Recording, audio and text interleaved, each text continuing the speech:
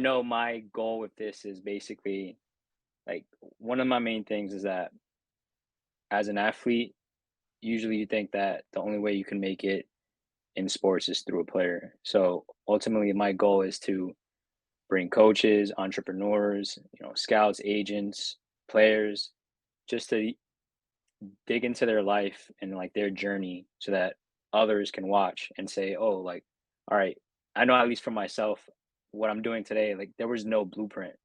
So it was kind of like freestyling and figuring out like where I wanted to go, where I wanted to be. And then, luckily for me, I kind of found myself in a good spot. But I guess like that's what you can call it. It's like, a blueprint. So ultimately, I just want you to talk about yourself. I mean, I want you to go deep and then figure out like talk about your path and where you are today, where you started. At least for myself, when I remember the first time I met Frank Delgado was on the opposite side from yourself when we were playing against Yeshiva. I know, a lot of the guys that are on the team were mentioning that you were alumni from SUNY Purchase. And I think that's what really like sparked that whole meeting. And then of course, we met each other again, Metro Scout Day, and then where we are today, where we're great friends, we're constantly in contact. So, the floor is yours. You could definitely talk about just even way before that. Take me way before from, maybe little league to high school, college, and then where you are today. Yeah, I'm not so sure how interesting it is going way back, right? But one of the things that I really enjoy about working with you is we're both guys from the Bronx, and at the end of the day, uh, we have where we come from and whatnot, and I have a lot of pride for being from here. And um, you're on one side in Castle Hill, I'm on the other side in the Kingsbridge Riverdale area, and at times the Bronx can seem really, really big, and then there's other times that this place is, really small and whatnot. So, um, y- you being on the other side that day, you were talking about when you were playing at Purchase, and I was coaching at Yeshiva, and we'll get into that, right? I absolutely remember seeing you on the roster from the Bronx, and I'm like, oh, this is awesome, man. I really love it when Bronx guys get the chance to go to Purchase because for me, that was hands down top five, one of the best decisions I've made in my life to this point so far. And, you know, so many great things happen there, a lot of great relationships, friendships, um, people that taught me so much, people that I looked up to a lot of um, great role models for me were there. And the time that I spent there was absolutely precious in those 4 years. But, a guy from the Bronx, I was very lucky. I got the chance to go to Fordham Prep for high school. Um, you know, the funniest thing is basketball is my first love, right? And, you know, I'm barely 5'10". So Hmm. and you know, being a New York guy growing up watching the Knicks, that was the thing, man. Allen Houston was my guy. That guy wore number 20. My birthday is the 20th. It was one of those things where I just thought it was meant to be. And you get to high school and the guys are bigger, faster, stronger. And I was like, all right, cool. We got baseball in the spring. Let's do that.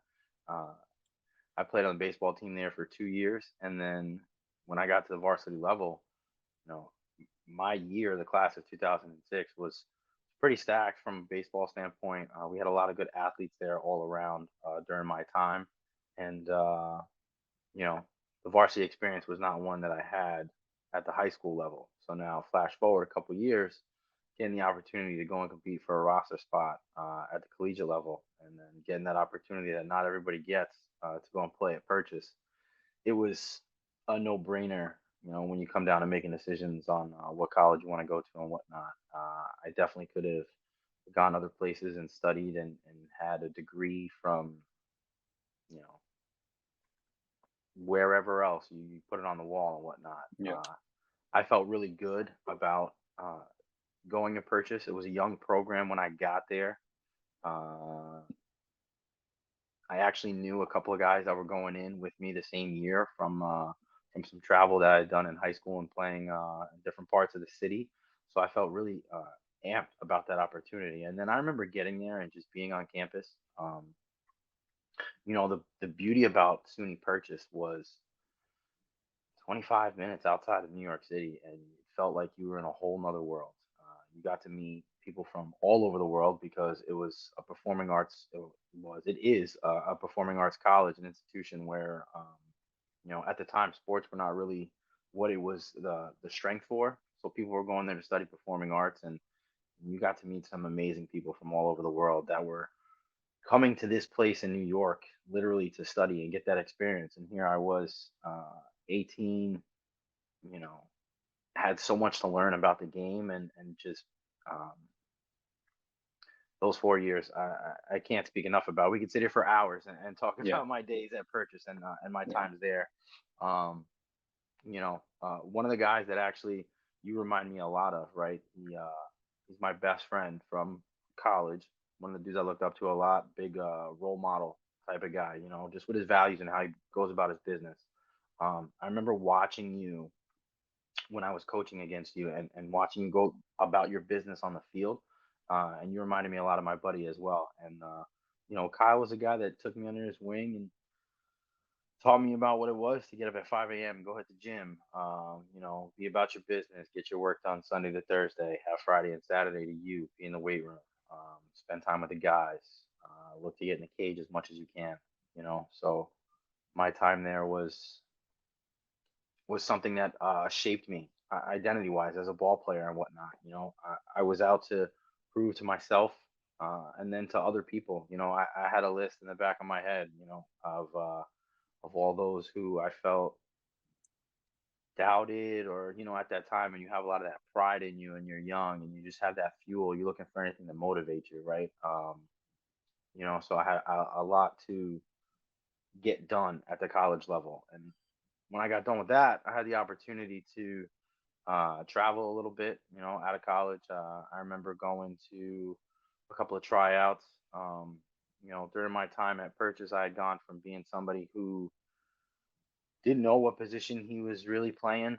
I was athletic enough. I could track a ball. My arm was my gift. I struggled as a hitter. It was challenging for me, and between the ears was harder than any of the physical things that we had to do. Any of us, it's one of the challenges that I've taken on in my years since, and getting the opportunity to coach and uh, be there for these athletes at a time in their life. That's really important to have some sort of guidance and direction. It's one of the things that I've looked to focus on now on the other side of the game, because when I was there, I can remember at times feeling like I was in quicksand like no other, and nothing that I would do or could do would be able to get me out of it, or get me an opportunity to show that I could hang.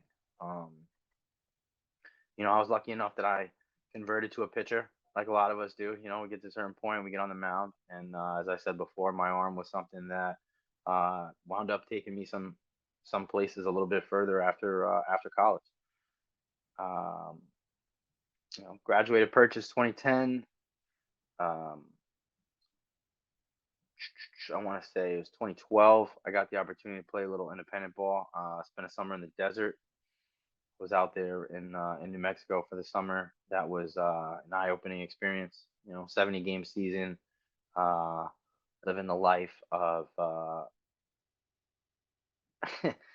felt more like a starving artist than I did a ball player. Hmm. And anybody who's been at that level, or at the minor league level and whatnot, knows that it is a grind. And those guys that make it, um, sometimes those are the guys that have the staying power. You talk about it a lot when we train the guys, Ryan. You say one of the more important abilities to have is availability and whatnot.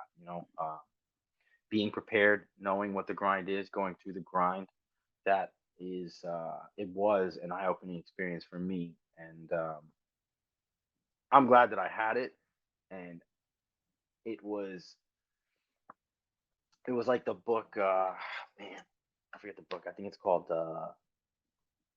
one of those classic books or whatever. But one of the lines is, it was the best of times, it was the worst of times, right? And forgive me for being a caveman and not knowing the book, but that line I mean, always stuck I don't out know to either. me. Is that Shakespeare? That I one of think the it might be Shakespeare stuff? Dickens. Okay. I think But it even might be. before Indy, was it like an open tryout, or how did you even get the opportunity in the first place?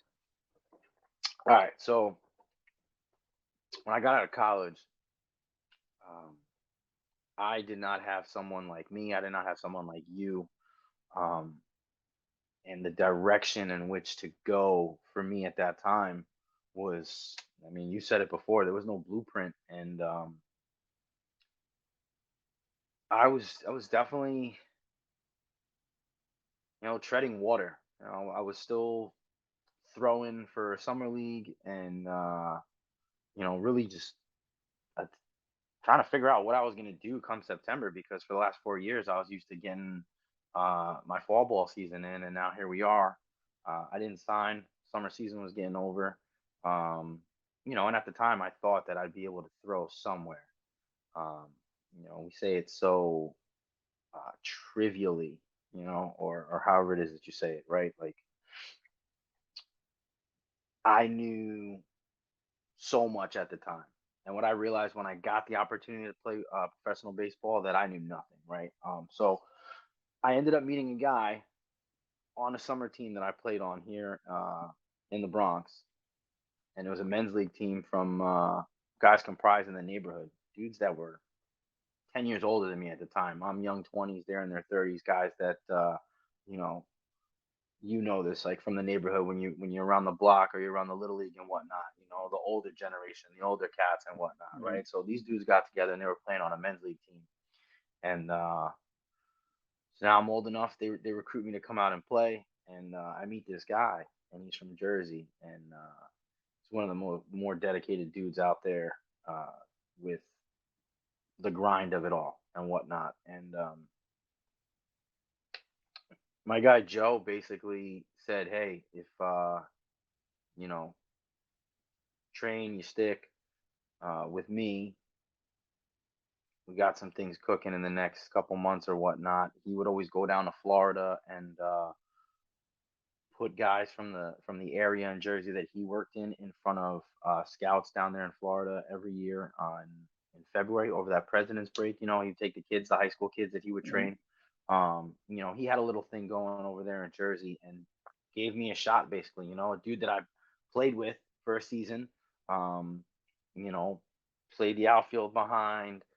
He played defense behind me when I was on the mound and actually throwing the ball really well at times and whatnot. And I'm sure we'll get into it, but it's like that bond on the ball field, that baseball brotherhood really brings you together at times. And it's amazing how those relationships can really change your life, because um, there we are one day, and I'm asking him after a game, hey man, you really got that thing going in Jersey with teams to be coached and whatnot, and you got a job or whatever. And he said, yeah, man, I got a team for the fall you can coach. It's an 11-year-old team. You know, pay is good. You get out there, you do some lessons, offset some money, and then you come out here and you train with us all winter, and we get you ready for going to Florida next year in February with us, and see if we can get you on a team. And I was like, all right, cool. You know, it was the first time I'd actually been in charge of a team. I remember it was 2011, group of 11-year-old kids playing in a 12U 50-70 fall league. We That's went your oh first for time coaching oh in general? Like, that's your first. yeah, being in, oh dude, man, being in charge, getting the roster, being in charge of Mhm. calling the parents, sending the email out of when we're gonna practice. Um, yeah, that was really it. That was the first taste of it all that I got, and it was such an experience. I tell you that much. And it changed me too, because we were not ready, and by that I just mean they were all 11-year-olds, and we were looking for them to get their feet wet this fall, so that in the spring when they were 12, and playing 50-70, because that was the new thing at the time, really being integrated into the younger levels, right? So we knew we had some challenges ahead, and at that level, it starts to shift a little bit from really being something that you do for fun and something that Timmy and Mikey are gonna do on Sundays when that's the time that the family schedules for the kids to go and get their sports in and whatnot. And things become a little bit more serious, and people start caring a lot more about wins and losses and trophies. And so I tell you, it was changing because by the end of the season, we still hadn't won a game. Uh, and with that, I can remember the last at bat of the last inning of the last game. We had the tying run at the plate with 2 outs in the last inning. And all season, it's something that we had been working towards, right? So it was one of those things where you had seen a progression build and build and build, and we didn't get to where we had really wanted to be ultimately. Yet there was growth throughout throughout just those like 12 weeks, let's call it, or whatnot. And some of those parents actually I kept in touch with over the years, and it was great to see the kids grow. And as the days passed and Instagram and social media really blew up, it was amazing to see them turn into young adults. One of the funnier things was a kid that I had coached 10 years ago. I believe he plays at McDaniel College now. They're a Division III program out of Maryland, right? And I'm in NYU season 2, right? It's last spring, and we go to McDaniel. And we get down there, and I'm looking at the roster, I'm scrolling down, and I see this kid from Northern Jersey, and I see this name. Kid's name is Harry, and I scroll down and go, name sounds familiar, right? And then I see the kid taking BP, and I go, no way, Wow. man. I'm sure I'll get to it at some point, right? Full circle.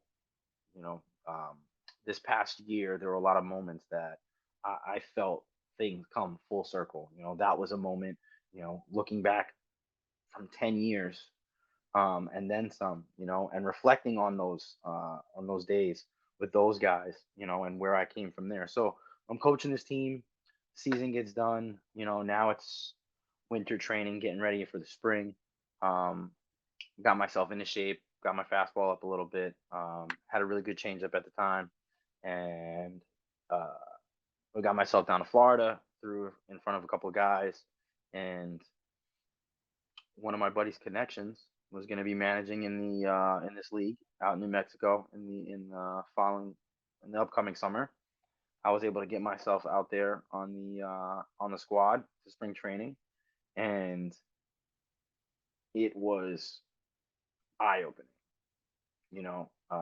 Guys that were good in my mind and overlooked, or now all these years when I look back, guys that probably uh, were underdeveloped with one or two of their tools, right? Baseball players are 5 tool players. Probably one or two of their tools were underdeveloped to enough that they weren't going to get the opportunity to go sign somewhere or whatnot, or guys that had signed out of college and didn't sign for a big deal, didn't have a lot of representation, or didn't get much of an opportunity, and then found themselves at this level, right? Um, going from playing Division III baseball to being out in this league that was I'd say, somewhere above rookie ball, but below um, mid single A with some of the Mhm. talent. I mean, there were definitely arms there in the low nines at the time. I mean, this is back in 2012. Um, one of the crazier things was being out in New Mexico. The altitude is out there. It's close to a mile high. You play Yeah. Colorado, it's over a mile high. You leave a baseball up, Shit and is gone. that thing is gone. Um, Yeah. so that was interesting to see, right? That league was high scoring games. If you had a 5 ERA in that league, you were doing really well. Um, we would pretty much be Wednesday to Sunday deal, Monday, Tuesdays off or travel or whatnot. Um, if you were playing in Santa Fe for a weekend set and then playing in Southern Colorado right after that, I mean, they were long rides and we didn't have any buses. So we were 15 passenger vans or, doubling, tripling up in guys' cars. I can remember we came home from Trinidad, Colorado one night. Thank God we had an off day the next day. And we were going from Trinidad to Roswell. We drove through the night, and for the parts that I was awake, it was amazing to look out the window and see the Milky Way, which, a kid from the city, a kid from the Bronx, you're Yeah. definitely not going to see, right? People talk about our skyline, but man, those stars are just something else, man. That summer was different though. It was a grind, and then, again, it was another learning experience for me. It was being at the bottom of the ladder, being at the beginning again, and then the curve was steep. I felt that I could hang, and yet I felt this existence is so tough. Like again, like a starving artist kind of deal. You know what I mean? Hmm. It's extremely difficult to get yourself ready to play for $50 a week. Um, Yeah. And that's one thing a lot of people don't understand too. Like even like at the minor leagues, they think it's all glitz and glam, but it's tough. I mean, I could even the independent route. It's like it's rough. Independence cutthroat, man, because whatever it is that you're making, if there's any sort of level to your pay, the owner there is the one that's responsible for the budget. So if there's a way for them to save some money, or have a better deal, or you have one bad start or a bad day, even, there's 3 4 guys like in a van, so to speak, like, or just Yeah. outside ready to go, ready to come in and Hmm. um, do their thing and prove their worth. Or forget about it if somebody with affiliated experience gets released and they have an opportunity to come in and play. You know, see you later. That's how it goes. Yeah. But like that, so that experience was, again, best of times, worst of times. I met some really great guys out there. I met some really filthy ballers out there, some real dogs, guys that got after it. A couple guys that I played with out there ended up getting picked up that summer, and played another couple of years of affiliated ball. A buddy of mine, I remember, at the end of the summer, he got picked up by the Yankees and finished the season in single A.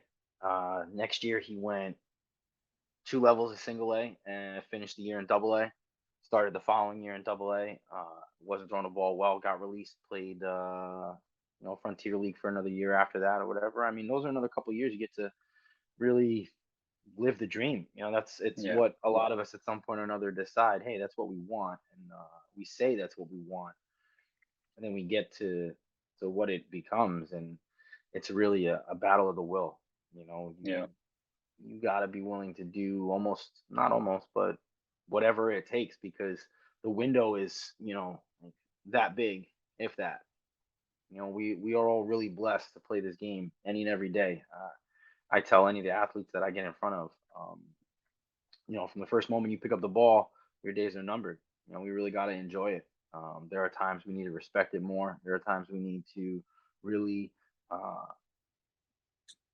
um, accept the fact that each rep is one less that we're going to get later on. So we might as well enjoy it, Yeah. really embrace the moment that we have.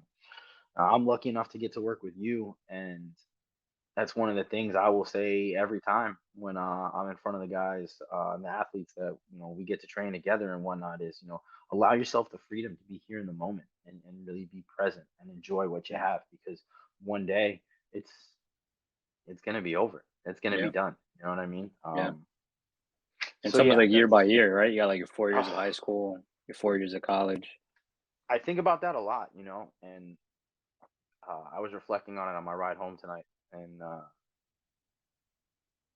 as far as getting a coach at the college level, just after I had that experience playing independent ball, um, I was at a time in my life, mid 20s, where stability was starting to be a question of mine, or be a question that creeped in and whatnot. We're at the time in our lives, relationships, or you've been out of school for a couple of years. Hey, what are you doing with yourself, right? And I knew that being between the lines on the ball field, being in uniform, that's really what I'd wanted. It's really one of the things that brought me the most joy. And there's always something to be said for competing, or more so, just being out there on the field. Just being with the boys. Something about the sounds and the smells of the ball field that are just absolutely majestic, right? And I got a job working in the schools, and really settled in, and stepped away from chasing the whole professional thing, and was like, all right, I'll get a job and still play ball in the summers with my buddies, and really do it up and enjoy it. And sure enough, about a year later, I get a phone call one day, and a guy that I played with at Purchase bringing it back, just one of the best decisions that I've ever made, calls me up, and he says, hey, you want to be the coach at Yeshiva? And I really had to think about it, right? So my buddy that I played with at Purchase found himself on the coaching staff at Yeshiva a couple years after we had gotten out of school. Then he found himself as the head coach of the program, and then um, at that time, the position was a part-time position. It's not a full-time position. Not all head coaches um, across the country are full-time coaches. I know a lot of the coaches that put the time in, even at the collegiate level, are getting paid on a part-time salary. And anybody who's dealing with college athletics, anybody who's a school teacher, right? Anybody who's in that industry of um, really being in service to others, right? It's no matter what you're getting paid. A lot of the times, if you're about it and you're really a part of the bigger picture, it's full time commitment, right? So Yeah. my buddy was shifting away from coaching and making a life change of his, and moving out of the state. He calls me up and says, "Hey, I want you to be the head coach." And two of the guys on the staff, other guys that I went to Purchase with, they guys that I'd known from high school. So you know, again, I felt comfortable when thinking about, wow, maybe I can do this. Because who am I? 25 years old, no coaching experience at all. What do I know? What do I do? How do I do this? Right? Go figure, Ryan. When I got that phone call, bro, I was sitting with my buddy in Jersey, who had actually got me to professional ball a couple years back, right? So, um, he said to me, "Look, man, I'll help you with whatever I can. Um, it's a great spot to be in. Just take it. Just say yes, no matter what, dude. Like, you'll figure it out." I was like, okay. Slept on it. Decided it was an opportunity. Why not do it for the spring?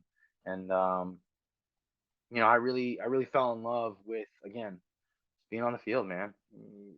Our uniform, our work day is, you get to throw the turfs on, and a pair of pants, and my belt is a leather one, just like wearing some fancy suit, but it's got my nice button up jersey on it with my number and everything. That was a lot of fun. Extremely challenging at times. Um, Coaching at Yeshiva University was the opportunity of a lifetime, and another opportunity to grow. Uh, Bringing it back to that 11U team that I had my first coaching experience, Yeshiva was similar. I felt like I was at the beginning again, bottom of the ladder, running with those same themes. Um, Wins were few and far between. Mm. Um, my goal with that opportunity that I had was to really see how I could motivate guys to um, figure it out, right? As simple as that. You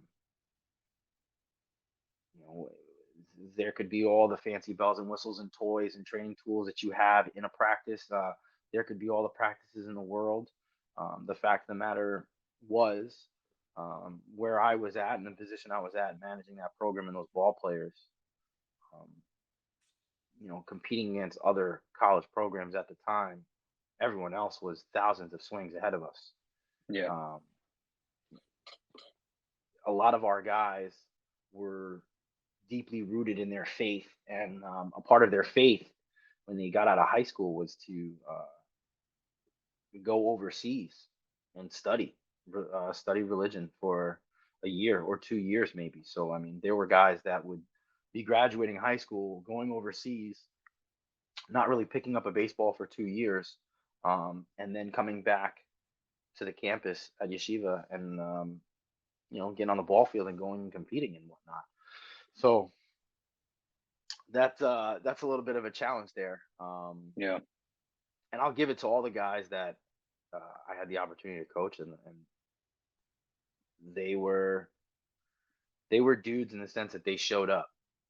Again, going back to what you said, the most important ability is availability, and my guys found a way to show up every day, every time that I needed them to.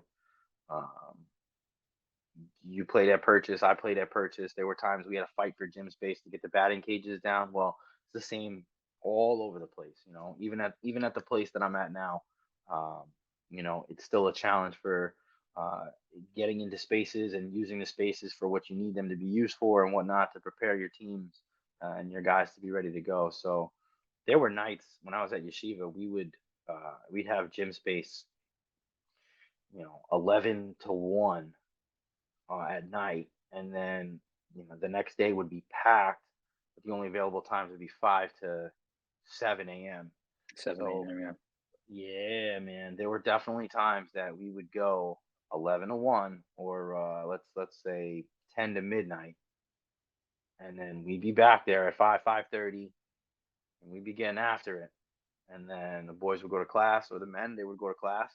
I'd get in the car, I'd go to work. I was still working in the schools, and we'd go about our day, and then we'd come back and get after it that night again. Or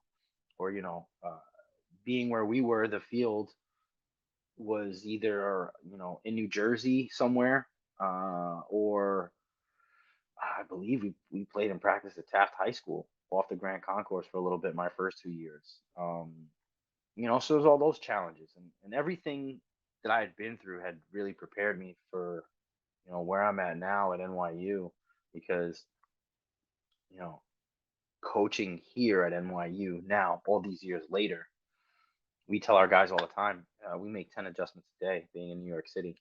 Things are always happening, trains are always late.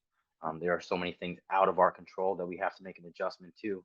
Um, and I enjoy that now on this end, especially being a guy from the city, and growing up here, being able to uh,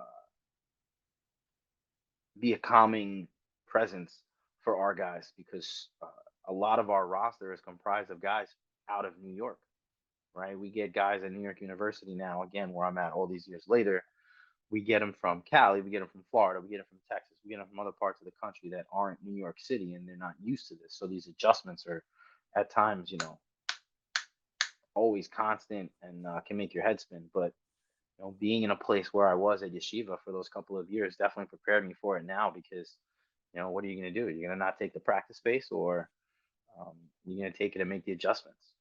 I can Yeah. say this now. I mean, I definitely remember a couple of the guys would sleep somewhere in that gym at Yeshiva. Like, we'd get done with practice, I'd send them all home, I'd send them on their way. I would be sure to be one of the last guys out, or at least I thought at the time. And my goal was to be the first guy in, back in the morning, a couple hours later, and I'd get there, and a couple guys, they'd always be there before me. And there's so much going on at the time that I wasn't hip to it really, but now all these years later, it makes sense. They'd find a way to really kind of just hide out somewhere. I don't know, we'd go to the bathroom or something. And when I was gone, they'd go find a couch or something. They'd get comfy. They'd take a nap for a couple hours. And they Yeah. weren't going to be That's late for crazy. practice the next day, man. Yeah. Yeah. Um, we had a lot over there, a lot of challenges. Our After guys. yeshiva, after yeshiva, was there like a gap between NYU or because So I was at YU for 4 years, right? And uh I did 1 year after that at Monroe Community College, and their Bronx that's right. campus.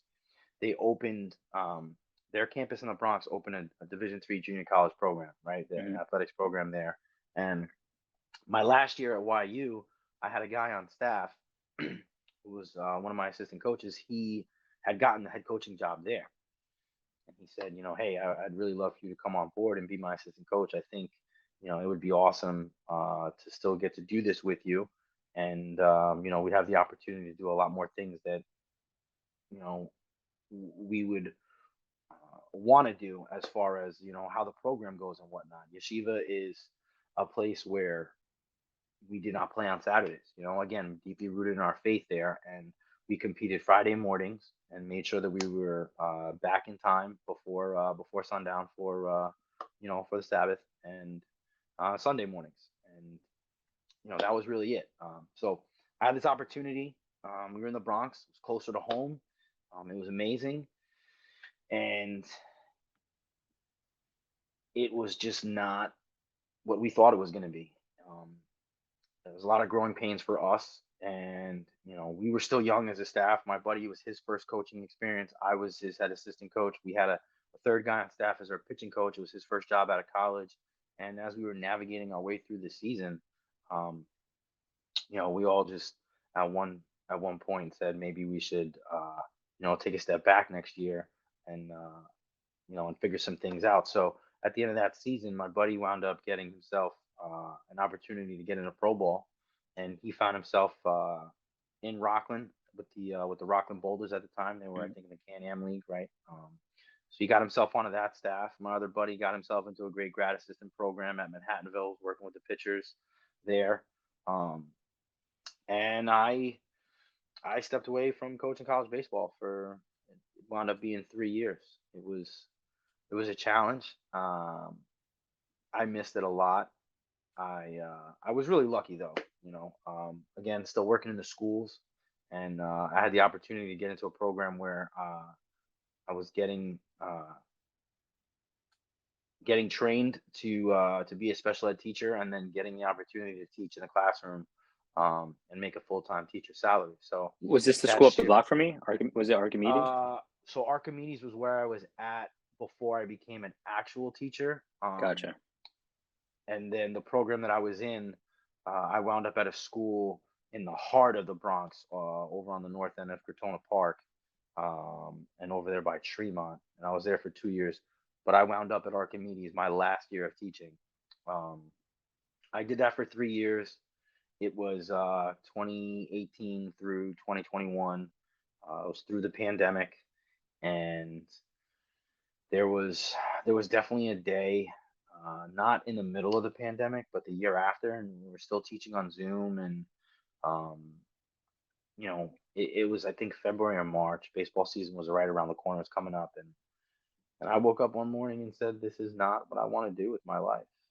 Um, it's not fulfilling me, and I really need to get back to the game a lot sooner than whatever it was that I was planning." There was a plan. I definitely said to myself, I'm going to teach for a couple of years, look to um, go volunteer in a program somewhere that I'm not going to, you know, be against their books, but I'll be able to give them every moment that I have free. Um, and then eventually shift out of teaching and get back into college coaching when I can really sustain it. Because that's the thing, man, the salary. Like I said before, a lot of us coaches, uh, it's not a full time salary, and a lot of the coaches that do have a full time salary, um, you know, there's few places in this country that a full time salary is enough, even if you're making a pretty penny. Um, Yeah. so uh, that plan that I had in my head, I was way too impatient. I said, "No way, man! I'm not gonna see this through anymore. What am I doing? I'm not even in a classroom teaching with kids every day. That's part of the enjoyment of not only teaching but coaching and being on the field, man. It's the human interaction. It's being around the people and whatnot. So um, I woke up one morning and I said, I'm gonna aggressively look to get back into it. Sure enough, universe was looking out. Scrolling through job postings a couple weeks later, and I see there was an assistant availability for NYU.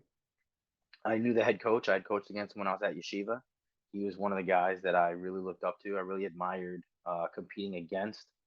Um, he treated me well in the years that I was coaching against him. A lot of the times, uh, head coaches dealt with me when I was at Yeshiva, and I felt that they dealt with me because they had to, because we were Yeshiva, and not because I was a head coach in the same circle as them, but more so, all right, we're going to be nice to the guy because we're really going to beat him by 15 runs, and maybe we'll beat him by 25 today or whatever. Doug Kimbler gave respect and was tremendous to just chop it up with on game days.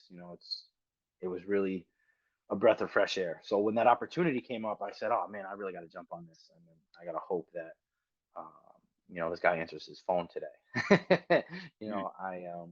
I didn't wait. I didn't waste a moment. I called, I texted, I emailed, I sent a resume.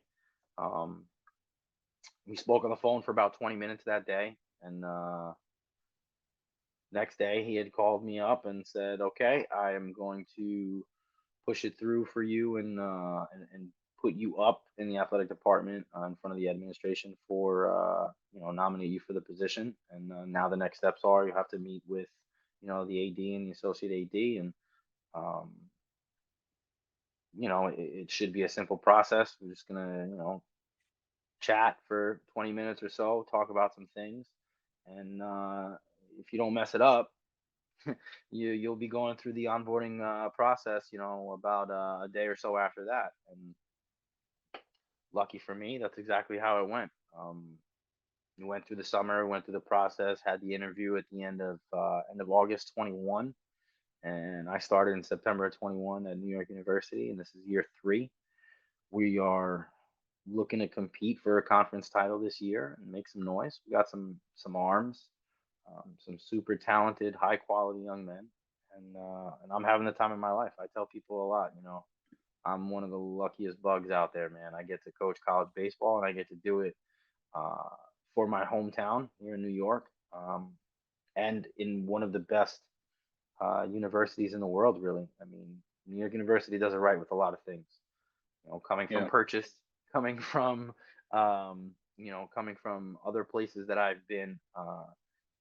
It is a breath of fresh air to have a budget like we have, and have access to things like we do because our network is tremendously large here at NYU. But that's really it, man. The journey, is the Yeah, roller it's funny because coaster I as always it say is. like there's a lot of similarities like in our past, right? Like different routes, but like when I hear you tell your story, there's a lot of things that we kind of went similar through, just in like different ways. So how did you end up pitching against the Savannah Bananas this past summer or the past season?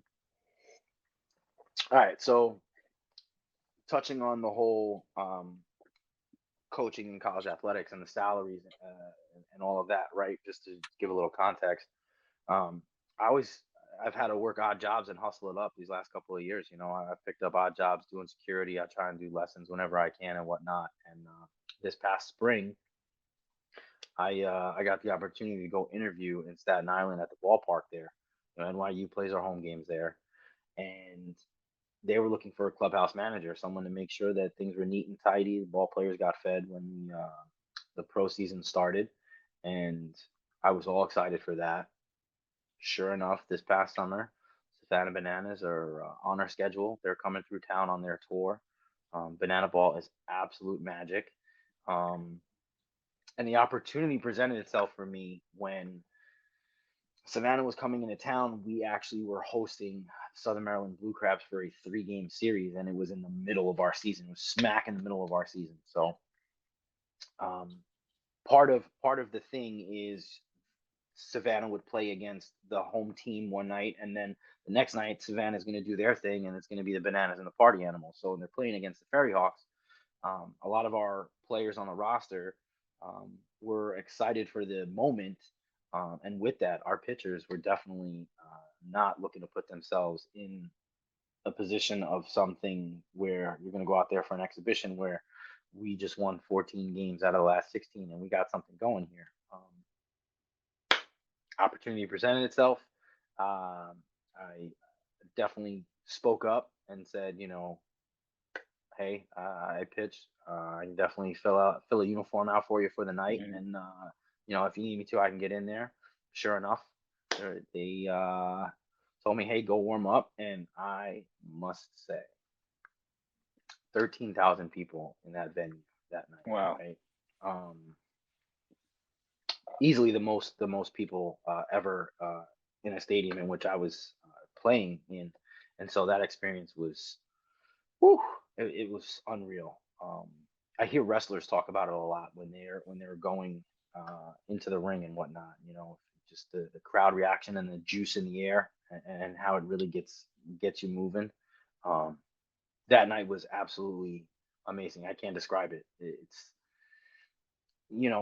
to smile, or to tell yourself not to get caught smiling when the people are razzing you from the third row, and then you're you're really geeked out about that because, Hmm. oh man, look at me, like here I am, taking a breath at this moment here. And the Savannah Bananas, they really do it right. um, Top to bottom, they are class act and absolute magic. They are great for baseball. Anybody that does not know anything about them, just open your phone, go on social media, go on TikTok, and once you find them, just scroll through all of it and enjoy, because they really bring um, life to the game. From the moment the show starts till the moment the show is over, and that's pregame into postgame. They are doing their absolute best to keep everybody entertained at the ballpark. Which, what more do you want? You want fans that are there and engaged, because it provides a better atmosphere. Even the ball player said it. When we were in the dugout, the guys on the team said it is something to be playing in front of this many people. And at the indie level, that's not necessarily something that we get to do. You're looking at hundreds of people each night. Maybe a couple of thousand people each night. Definitely not 10, 13,000 people. Yeah, the stadium Um, was sold out. Like all the tickets were sold out. that experience was just unreal, man. I wish they were coming back this year. They have so many great things on their docket, and I enjoy following them. Some of the guys that are playing for them this year, one of the guys on the Bananas, and then one of the guys on the Party Animals. They were both in Staten Island this past summer, and being their clubhouse manager, I'm around these guys all day anyway. Sharing meals with them, chopping it up, talking baseball, getting to know them a little bit as people. Um, and they get that opportunity to go be a part of that show this year, which is going to be phenomenal. I mean, I think they've got Fenway Park on the docket this year. They're going to Houston, Philly. It's going to be I see unreal. they even hosting their own cruise. Yes, yes. I'm pretty sure it's like a 4 or 5 day cruise or whatever. Banana Land World Tour. That's Unreal. nuts. That's nuts. So what would you say? I mean, not saying taking anybody's job or anything like that, but where would you see yourself like in the next 5 years, especially with baseball?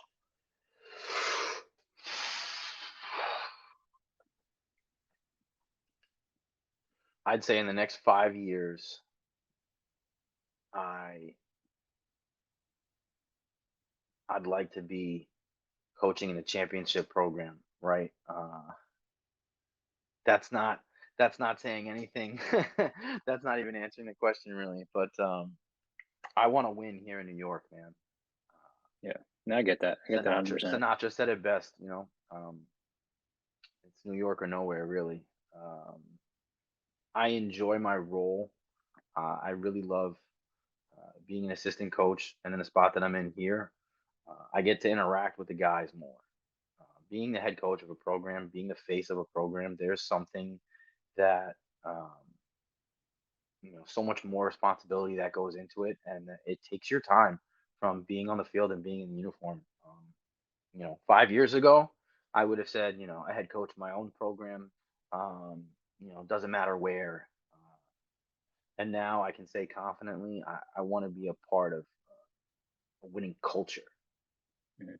Uh, I'm extremely happy with where I'm at right now, and I love the challenge of being that first conference champion in NYU history. Our program is only 8 years old.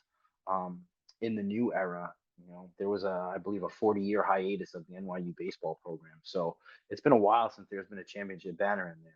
And right now, athletics are they're doing so well. I mean, we've got women's and men's hoops ranked in the top 10. I think our women's basketball team is number one in the nation right now at Wow. the Division III level. So There's a lot of pedigree and quality that comes out of our athletics program. Um, 5 years from now, I'd be hoping um, to be a full time coach at NYU with a banner under our belt and looking to really um, build on that, or just be a part of a culture at the college level that's similar to that, and either looking to continue a tradition or be in a prime position to really capitalize and establish culture, because Yeah. that's important. Being a coach is it's really truly important. It's a lot more than managing wins and losses. We're building Yeah, for sure. people. That's straight up. Yeah. And then especially at your level, it's like, you know, in the high school level, you're preparing someone to be a young adult, but at this level, they are an adult. So it's like Hmm.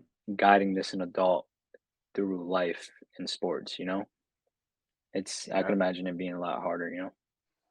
Yeah. Oh yeah. And with that, the challenges are a bit more fun. One of the things I enjoyed about working in the schools, um, you mentioned the school up the block from you in the Bronx, and the other places I had the opportunity to be at were in the Bronx, right? Working at a public school in the Bronx as opposed to anywhere else in the world, there is never a dull moment, and no two moments are the same, right? I enjoyed that so much that now being a college coach, it's that everything can change on a dime, right? Being in New York, there's 10 adjustments a day that you make, right? No 2 days are really the same no matter what happens. It's something that maybe it's been in me for a while, or just something that I've always been drawn to or whatnot. But there's definitely something to be said for that, for sure. Yeah. Yeah. No, I'm glad, man. And I do appreciate you like sharing your story because I always say, I mean, you're around, you know what I'm saying? People know who you are with, the Borough Cup, especially in the city, people know who you are, but it's, I mean, I was interested in your story, it's I very appreciate that, unique. man. It's very unique into where you are and what you've done. And I've seen it firsthand. I mean, I experienced being in a program where, it's rebuilding. You've been a part of two programs that were kind of like rebuilding or building. So I know it's not easy. So start wrapping things up. I would say, I mean, I'm sure you learned a lot of lessons, but if you could give 2 to 3 lessons that this sport has taught you, what would that be? Hmm.